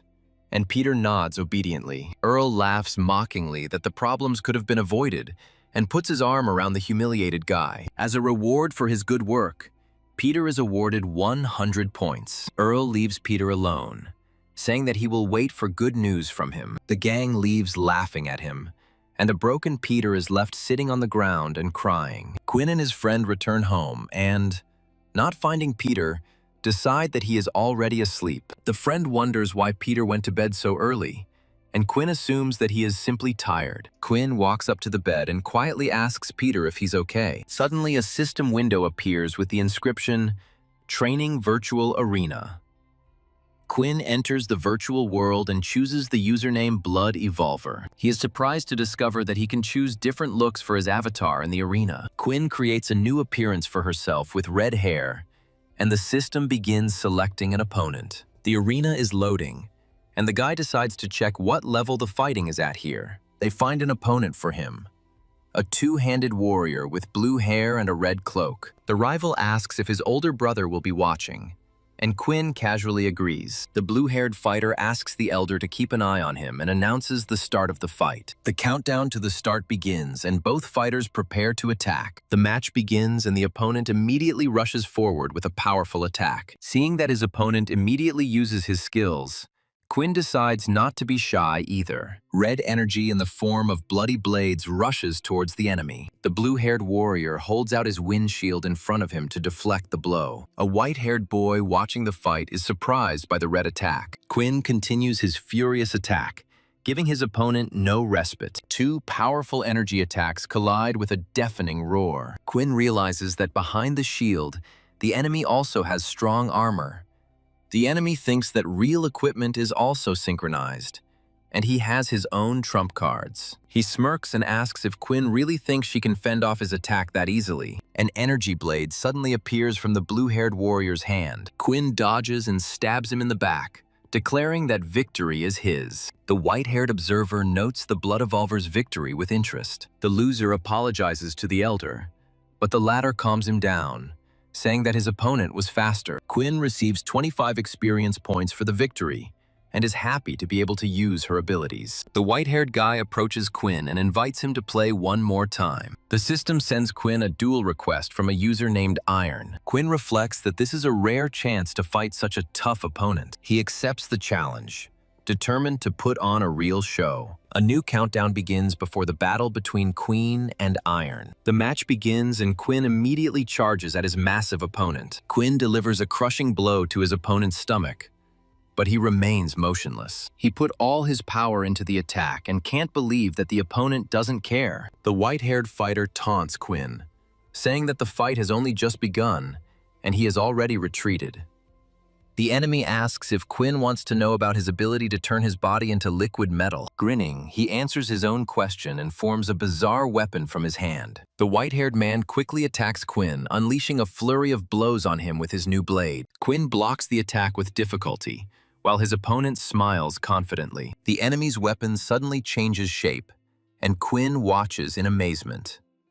The blade pierces his defense, and Quinn cries out in frustration and pain. A powerful blow throws the red-haired fighter far back. White-haired says that Quinn is very strong, but he lacks combat experience. He smirks and suggests continuing the fight, demonstrating his fluid ability. Quinn enthusiastically agrees, because this is the only training that makes sense. The enemy likes his look and promises that Quinn's defeat will be even more interesting. The fighters clash again in a furious fight, exchanging rapid blows. Quinn realizes that even though he has repelled all the attacks, his speed is still not enough. He declares that the warm-up is over, and now it is his turn to attack. White-haired uses Flash Step to dodge the attack. Quinn suddenly appears behind the surprised opponent and strikes. A powerful punch lands squarely on the back of the white-haired fighter's head. The blow sends the enemy crashing into the ground, and the watching guy shouts after him. The white-haired man gets to his feet and admits that Quinn scared him. Part of his face turns out to be cybernetic,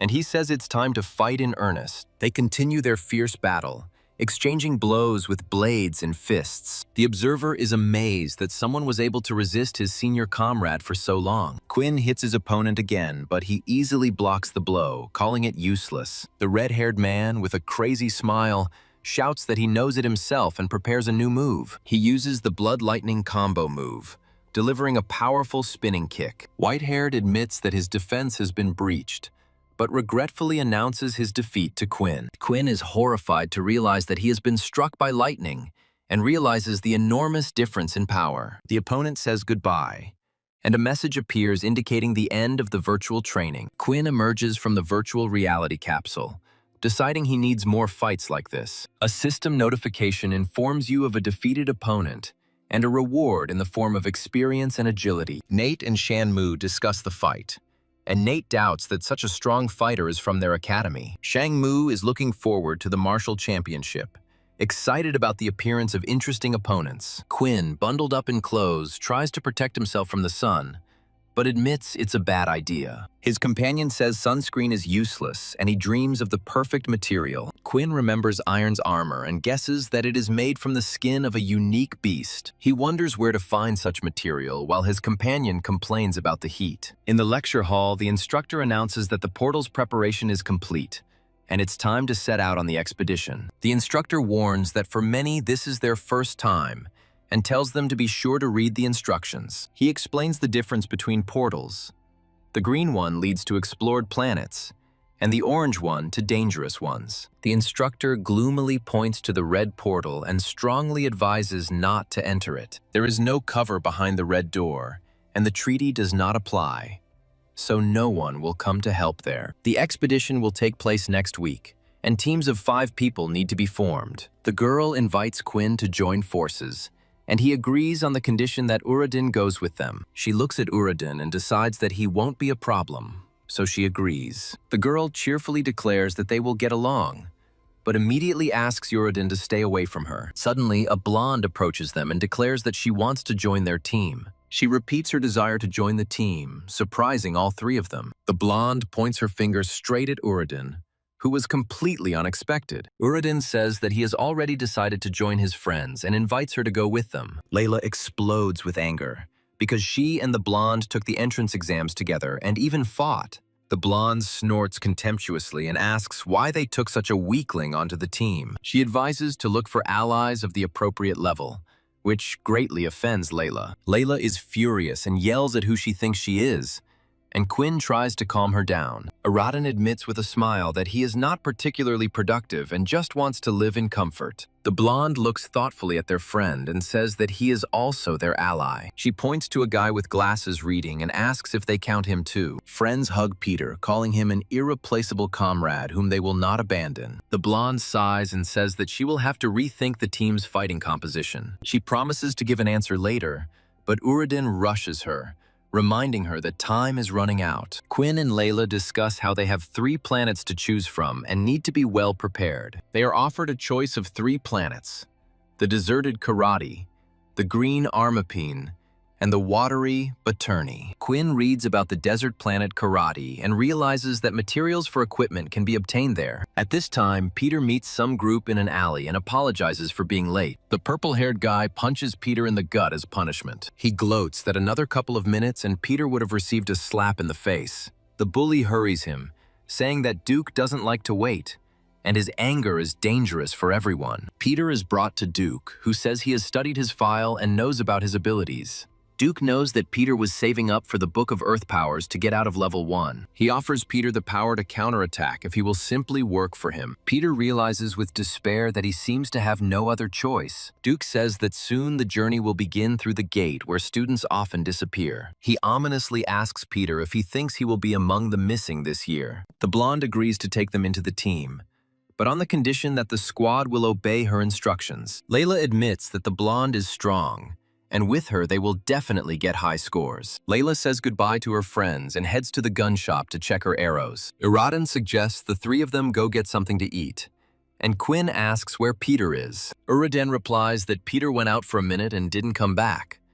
But then he gets a message. Quinn bursts into the teleportation training room. He sees the wounded Peter in Uraden's arms and panics and asks what happened. Uraden is furious and asks who did this and vows revenge on them. Peter complains about being beaten, but Quinn points out that he is actually unharmed. Quinn uses her ability and finds no wounds on Peter. The system window confirms that Peter's health is normal, and Quinn doesn't understand what's going on. Quinn suddenly realizes the deception and shouts to Uraden that it is a trap. Before Uraden can understand the warning, Peter takes action. Peter suddenly pushes Quinn straight into the activated teleporter. Quinn is sucked into the bright flash of the portal, and Peter quietly apologizes. Uraden looks at the portal in horror and yells at Peter, asking what he did. In a rage, Uraden shakes Peter by the collar, not believing his betrayal. Peter, with tears in his eyes, justifies himself by saying that he was forced and had no choice. Uraden knocks Peter down, screaming at him not to make excuses for himself. Uraden reminds that he was also beaten, but he did not give up, because you can always resist. He cries out in despair that because of this betrayal, Quinn could die. Peter babbles that he tried to resist, but Uraden angrily orders him to shut up. Uraden loses control of his emotions and repeatedly yells at Peter to shut up. Seeing Uraden's state, Peter asks him to stop, but he runs towards the portal. Uraden throws over his shoulder that if he comes back alive, Peter will be in trouble. Left alone, Peter looks at the portal and regretfully admits that he was wrong. Quina is carried at great speed through the vortex of teleport energy. The teleportation ends with a hard landing that splits the ground beneath him. The impact causes Quinn to cough up blood, feeling the effects of the displacement. He realizes that he has been betrayed and looks around in confusion in an unfamiliar place. Suddenly, he notices a dark silhouette among the ruins and feels danger approaching. Quinn decides not to be the nosy hero of the film and just walk away. He remembers the dangerous red gate, and a giant monster appears right in front of him. A monstrous beast with red eyes and huge claws looms over him. The monster attacks,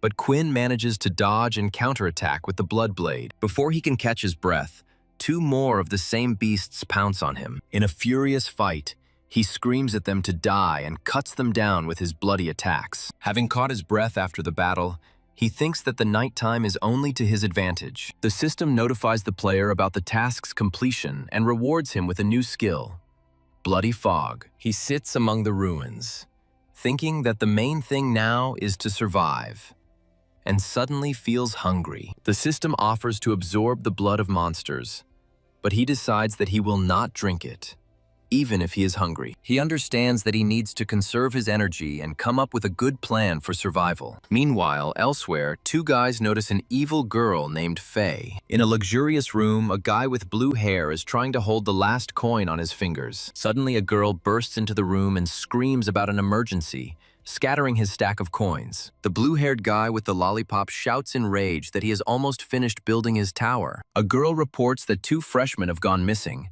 and a guy calls her scared. He wonders where the security was, and she explains that it happened during the shift change. He slams the table in anger, cursing data security and asking who exactly is missing. Hearing the names Kun Talman and Feng Warden, The boy asks in shock if it is them again. The girl suspects who's doing this is, and the guy agrees, but they have no evidence. She asks what to do and suggests informing their families as soon as possible. The guy stops her, saying that Kun is an orphan.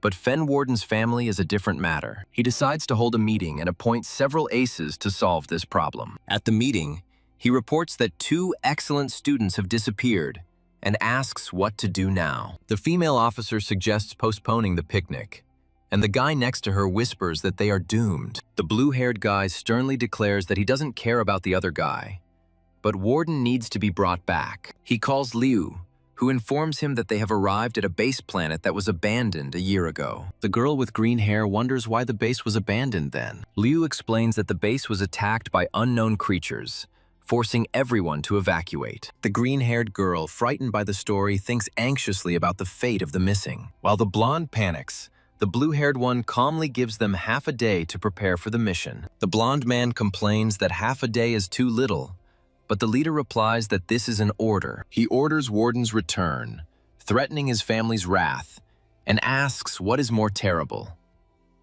In class, students discuss the cancellation of the expedition due to 2 missing persons in the teleporter. The girl in yellow overhears the conversation and loudly declares that the missing people are Kun and Warden. Layla grabs the guy by the shoulder and asks how he knows, and he is surprised to recognize her. The boy explains haltingly that he overheard the teacher using his abilities. Layla shouts loudly across the classroom to Peter, asking if it's true that Kun and Warden are missing. She approaches Peter and demands details since he lives with them in the same dorm. Peter suddenly jumps up and runs away, and Layla screams after him in bewilderment. Layla decides that he definitely knows something and rushes after him to find out everything. Running out of the building, she loses sight of him and wonders where he could have gone so quickly. Suddenly, she hears Eileen's voice, saying that she doesn't care where they went.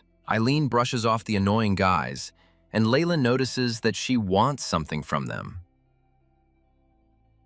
Layla runs up to Eileen and asks about Peter, and she realizes that the girl is looking for him. One of the guys mockingly says that Peter just ran away from here like the wind. Layla accuses them of forcing Peter to do something, but the guy is pretending. Eileen tells them to do whatever they want, and her hand turns into ice to attack. She freezes the guy, not wanting to waste time, and demands that he tell her everything. The frozen guy admits that he ordered Warden to be pushed, but that Kun was accidentally pushed too. Eileen says in disgust that it is disgusting and destroys the ice statue. She asks a shaking Layla if she is okay, and she apologizes. While the second guy begs to be let go, Layla runs away, and Eileen watches her go. Eileen leaves, telling them to wait for the ice to melt, while the frozen boys scream in despair. The female agent enters the dorm.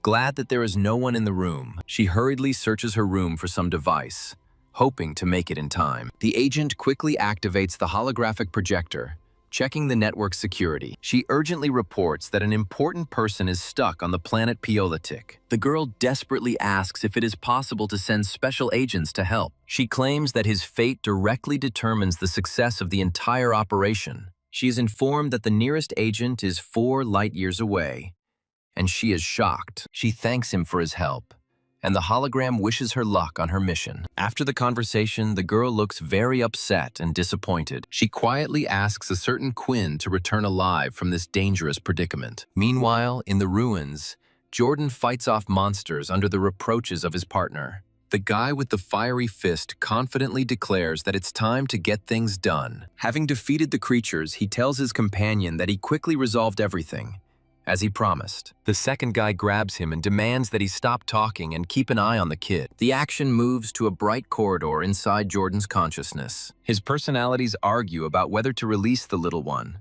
deciding that he is not ready. One of his sub-personalities smiles maliciously and slyly, anticipating something. The 2 versions of Jordan agree to protect him, dividing the responsibilities. In reality, a stranger in armor approaches Jordan, assuring him that he is not an enemy. The wounded man introduces himself as Ian, an adventurer. Ian explains that he was looking for refuge and wonders how the student got there. Jordan says he's looking for a way back and notices Ian's wound. Ian admits to broken ribs and suggests they stick together. They shake hands in agreement, and Jordan introduces himself. Jordan points to 2 moons in the sky, warning of danger. He asks what difference it makes that the moon is bigger than the Earth.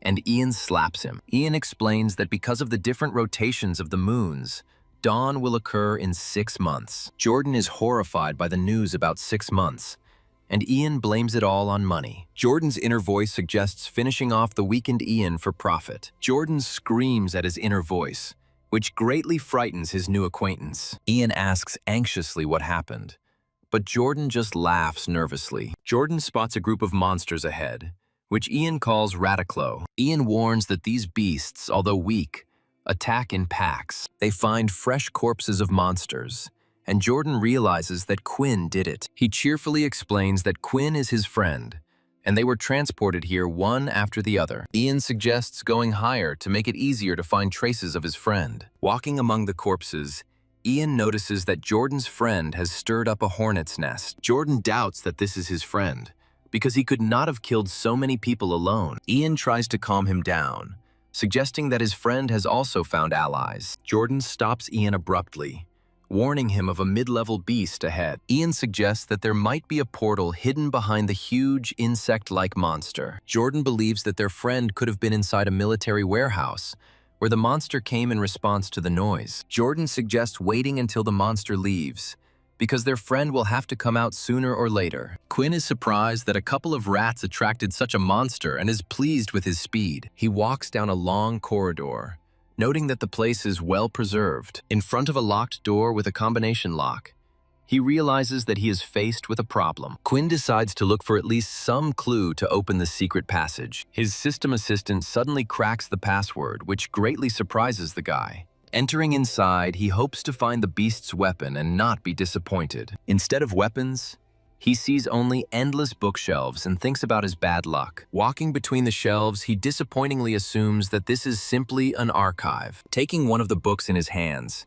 he is surprised to realize that these are not ordinary archives. The system identifies the item as a book of Earth abilities and offers to convert it into experience. He is shocked to realize that all the shelves in this huge hall are filled with ability books. The guy happily realizes that he can turn all these books into invaluable experience. By consuming the book, he gains experience, and his pet Quinn shows an updated status. With a malicious grin, he decides that now the monsters outside should be afraid of him. Quinn no longer stands on ceremony and begins to rapidly devour books one after another. Outside, Jordan and Ian see that the monster still hasn't left and doesn't seem to be planning to. Hearing Ian's stomach growl, Jordan sympathetically asks if he's hungry. Jordan takes some nutritional mixture out of his backpack and hands it to his hungry friend. He explains that this thing, although it does not satisfy, guarantees survival. Jordan suggests that Ian sleep while he is on duty so that he can take over later. Meanwhile, Quinn continues to absorb the energy of the books, surrounded by a blue glow. His pet reaches level 8, and the guy notes that the promotion requires more and more experience. He finds a book of 3rd-level Earth abilities and thinks that Peter could use it. Deciding that he needs to save himself first, he absorbs the book and gains 1,000 experience points. Suddenly, his pet with a heart above its head flies towards something, attracting attention. The assistant finds a book of dark elemental abilities that Quinn can study. The guy is shocked, because he has never heard of the element of darkness, and especially not of the 6th level. He doubts, because a person can only possess one ability, and notices the pet's creepy grin. Remembering that this grin does not bode well, he decides to be extremely careful. Quinn takes the book, deciding not to study it yet, but to first understand its properties. Suddenly, a deafening roar is heard outside, which takes him by surprise. Ian and Jordan also hear the noise and realize that the same creature has made a nest here. They see the monster laying eggs and realize they are now in big trouble. Jordan explains that the monster will guard the clutch and will not leave for the next 6 months. Ian refuses to abandon Quinn, although Jordan suggests looking for the portal elsewhere. Jordan convinces him that they can't help in any way, especially with his injury. Ian hopes to slip inside while the monster is looking for food, but Jordan thinks there is plenty of food around. Jordan suggests that this is the lair of the Radiclo, who were attracted by the recent roar. A huge green monster fights several creatures alone. Jordan urges Ian to leave before they are noticed, but he hesitates. The main goal now is to find the portal, and rescuers can be sent later. Ian reluctantly and with a heavy heart agrees with Jordan's arguments. As he leaves, Ian mentally asks Quinn to be sure to wait for his return. A sudden blow sends one of the Radiclo monsters into the wall. Quinn is angry at the annoying creatures,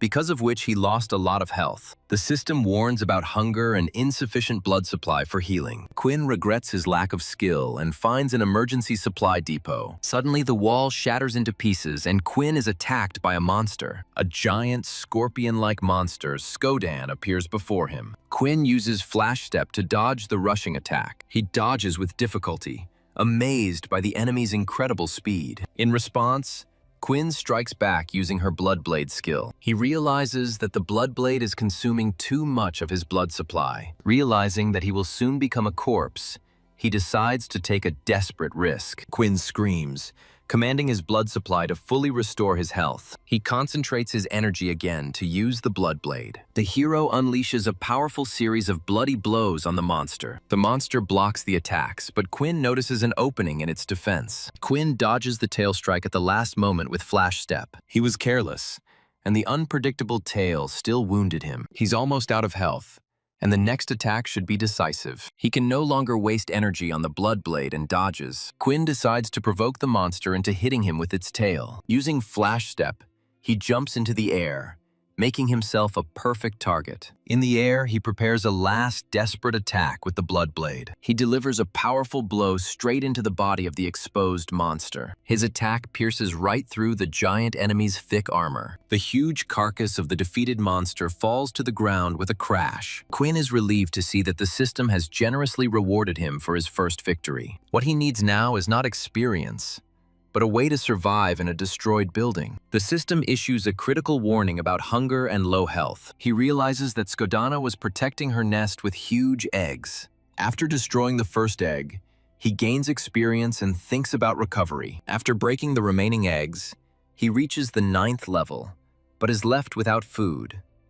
His vision swims, and he sees a system window against the backdrop of a blood moon. The critical alert flashes as he collapses in pain. On the brink of death, he cannot suppress his bloodlust and blames his abilities. In despair, he realizes that he was unable to change anything. His health drops to 0 due to hunger, and the transformation begins. Crimson energy erupts from his body, beginning a painful transformation. He screams wildly from unbearable pain, losing his human form. The system reports instability of the mind as the hand becomes a clawed paw. Uncontrollable bloodlust reaches its limit. He became a mad vampire with double the strength, but lost all his blood skills. Warden recognizes Quinn's voice and rushes to help, ignoring warnings. His friend doubts it because the sound is similar to the roar of a wild animal. They find the dead Skodana and realize that Quinn fought her. Queen, transformed into a monster, deals a crushing blow. Warden's companion screams in horror at him to be careful. He blocks the blow with difficulty, amazed by the creature's inhuman strength. The monster grabs his arm and sinks its sharp fangs into his leg. The demon drags its victim away, ignoring the screams. Warden, in a rage, attacks the monster with a fire shield, demanding that he release his friend. The blow only angers the creature, which growls and prepares for another attack. His comrade, in desperation, uses telekinesis, raising the containers into the air. Heavy boxes crash down on the demon, temporarily immobilizing it. Warden thanks for the help and asks what this terrible thing is. His friend doesn't know the answer and decides to shine a flashlight on the monster. The creature growls and recoils, clearly uncomfortable with the light. He guesses that this monster's weakness is its fear of light. Realizing this, he launches multiple beams of light at the creature. Despite the pain from the light, the demon throws the containers around in rage. The boy is shocked that his shackles were broken so easily. Once freed, the monster jumps straight at them, and Warden screams about the danger. An enraged demon with burning eyes rushes forward, his fanged mouth open.